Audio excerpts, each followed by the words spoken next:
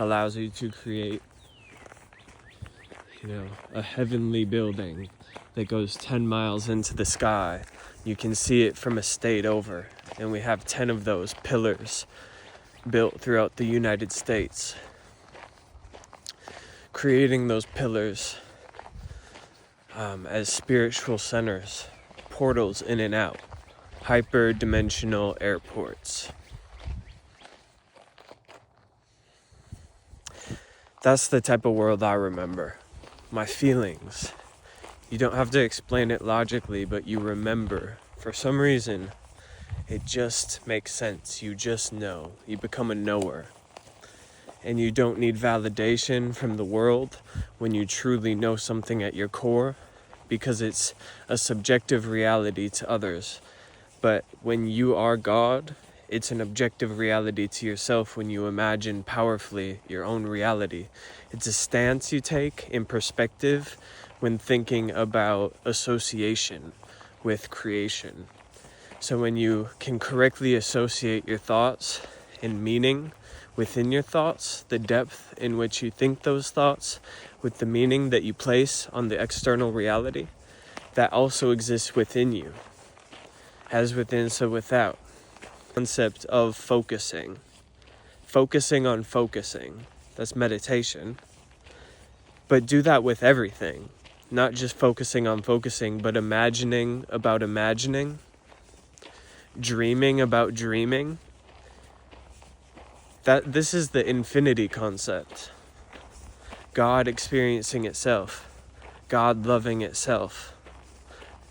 God loving God. But God is a word that opens up a concept. But that's who stole the name of God. God. Because it has us saying God. Do you understand? It could have been Isis. It could have been Jesus. In a way, it's a derivative of God. But Jesus is God's son. So beyond that, I could call DMT God. Nature, if anything, is teaching that we're being taught. Humans don't control anything, but humans control everything. We're truly chosen, we're blessed to be in these human bodies. Any form of creation would love to be a human. And then other races say, that's the human's arrogance, to believe that. To be so open to believing anything, born to worship a higher God, when in reality, all of creation is waking up to itself simultaneous. I do believe other races of beings in existence, in God's infinite imagination, where dreams exist, where you go to all these hyperdimensional realities and experiences all night. And then you portal back into your body and you wake up and you're like, that was not real. You're just so in awe. You're awestruck in your human programming. And that's where we're locked down in our human programming. You're so awestruck about what you can experience in reality that you just have to come back here and believe that your dreams were real. Imagination is real. Your feelings do exist. We're validated in experiencing all these amazing things in our dreams and bringing it back here, and then understanding that this is also a dream realm, but this is they're telling us the story. They want someone to play out the hero's journey, the Jesus story, because they know not everyone is the main character, and they're feeding off of the people that aren't making it through, like the NPCs or the souls that get recycled over and over. But then they're calling in the good guys, and they're telling us we already win. They've programmed it so deeply into the subconscious that the good guy is supposed to come out on top, but we have to go through the hero's journey. They're making it difficult on us. Higher laws beyond duality, and I understand that, and them not believing in certain things is their consent to being the other thing, because they don't believe in the other side of creation. They don't believe they're entangled with them quantumly, that their cells are affecting other cells in God's all mind. Ultimately, we're going to shift the scales on them and do a 180, and we're bringing the power back to the heroes of the planet. And these people will have to face their duality. They're going to be, insert their choice of words here, because I flipped out the bad guys. I'm no longer teaching through the bad guys by submitting them into God's higher will, because they have to tell us what they're doing on this planet. And they can't use good guys to keep talking about it and conspiracizing about what they're doing, because we're fueling them, and they continue it because it's essentially like going to the grocery store and choosing to buy the same thing over and over. Choosing to buy the same thing over and over, then they're like, they must want this. We're going to give them insert thoughts and say, you want this. And then you go and you want it. And then they add things into the actual ingredients to get your body. It's the same thing. It's a reflection of how they're talking through their ads to you. They're almost not giving you a choice. The temptation is so strong and it surrounds you everywhere. I don't blame you for giving in to temptation sometimes because of the world we live in.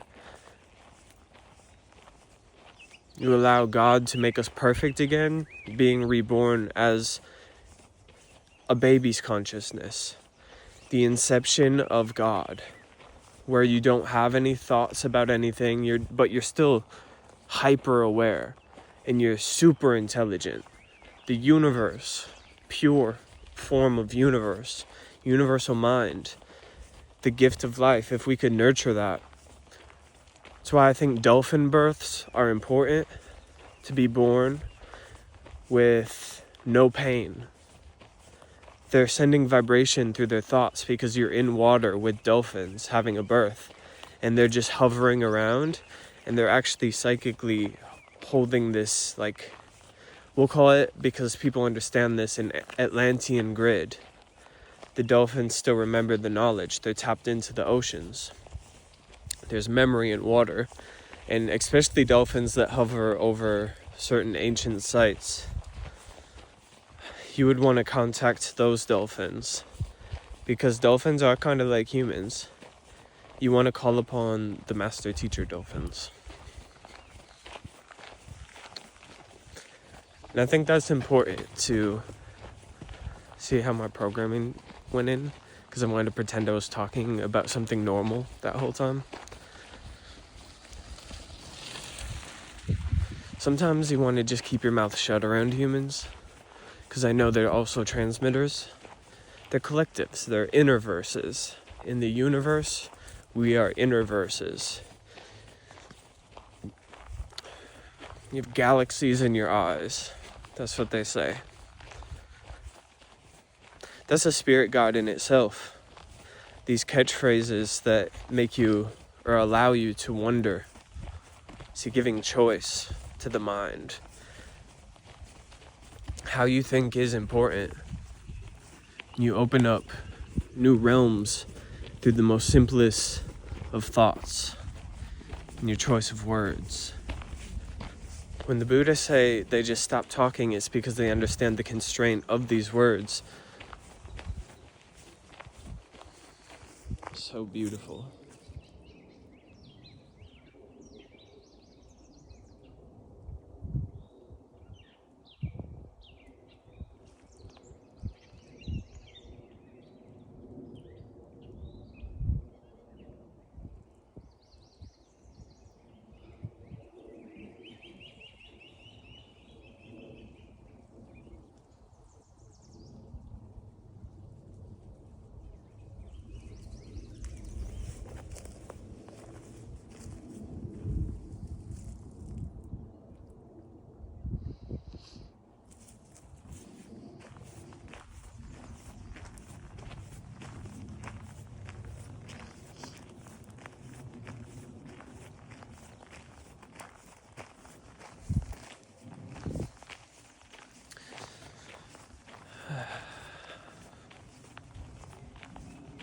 Oh.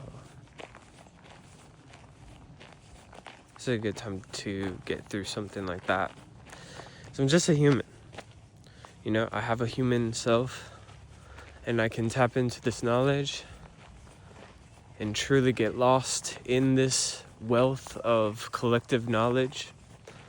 But at the end of this life, when I break back through, I choose who I go to, and I chose a cherubim.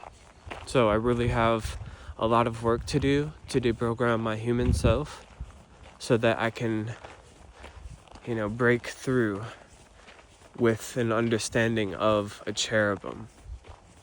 But as my human self, I'll be integrating as one of the eyes, essentially.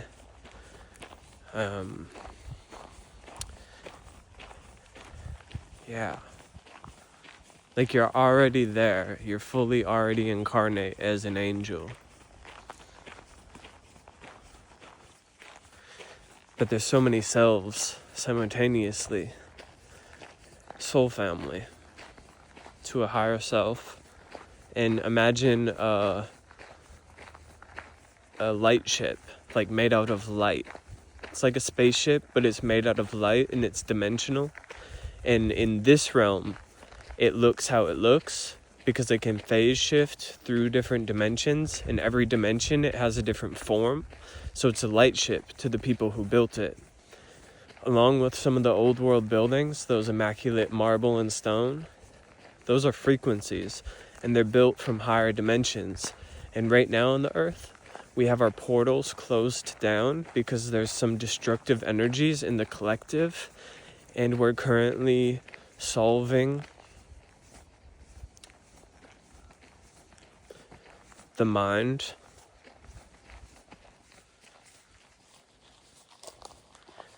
allowing more flow, peace,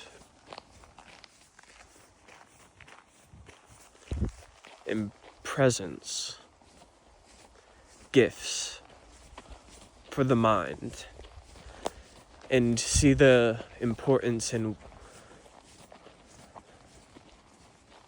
the peace that offers, to be at peace with your mind. Or to be curious about life. To savor your experience. To allow your choices to affect your life.